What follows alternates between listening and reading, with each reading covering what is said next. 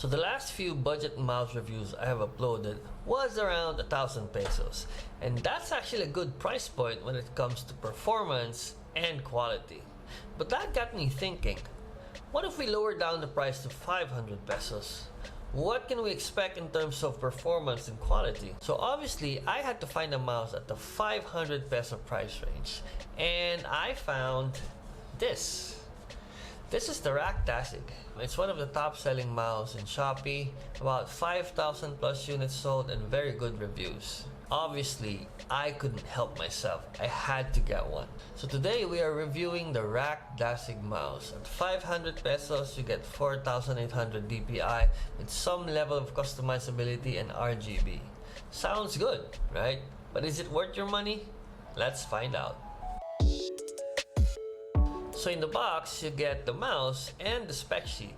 Nothing fancy here, and I'm actually okay with that. The one thing that I would give them props on is they actually came with a sort of styrofoam or foam instead of a cardboard box, which is nice. If you compare it to the Razer Mini, that actually came in a rough cardboard box. I also like the minimalist design of the box. It looks pretty cool with a black and gray color. The build quality is actually one of the areas where I think this mouse shines. While it's only 500 pesos, the build quality really feels premium. The rubber grip on the side of the mouse really feels nice. It's actually comparable to one of the more premium ones I've used in the past. And the metal plate at the bottom, while it adds a little bit of weight, it feels like a premium design option. The braided cable is actually one of the standout features in the build quality. This feels tight and strong. Comparing it to the Razer Viper Mini, that one feels a little bit loose and not so strong. A couple of things that threw me off in the design is probably the silver accent in the middle of the mouse, the material of the mouse wheel, and the red color on the double click button.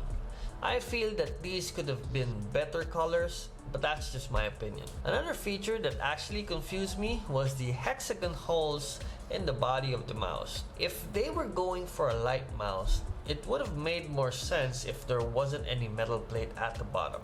That's just a little bit confusing to me. This mouse comes with 8 programmable buttons which you can customize in the application. More on that later. The buttons on this mouse is significantly harder to click. Personally, I'm not a fan of this because it feels that you need more effort to get the clicks in. My unit also has a squeaking sound when I click the mouse sometimes. The back and forward buttons feels a bit too mushy for me, which I tend to accidentally click most of the time. While the mouse has excellent build quality, if you're not a fan of heavy clicking and a heavy mouse, this might not be the one for you. Now let's talk about the software for this mouse. This is not actually available on their website, so I had to go do some research. I had to go to their Facebook page, find a post on it, and in the comments there was a link to the software. Not the ideal way to find the software for a product you've already bought. One thing that's a little bit weird to me as well is that Rakk Gears creates softwares per each mouse. So for example, if you have 3 of their mice, then that means you'd have to download 3 of their software specifically for each mouse. I would have wanted it if they just had one software that auto-detects any kind of mouse that you plug in. That's probably more ideal. Once you have the software though, it provides quite a bit of customizability. You can customize for macros, shortcuts, media controls, and even PUBG shortcuts. You can also create your own macros and assign them to the buttons if you prefer that. This also has advanced features like the mouse pointer speed, the mouse wheel speed, and the fire speed. To be honest, I'm not totally sure what fire speed means, but it's there if you want to change it. And this one also has a number of RGB presets which can answer for all your RGB needs.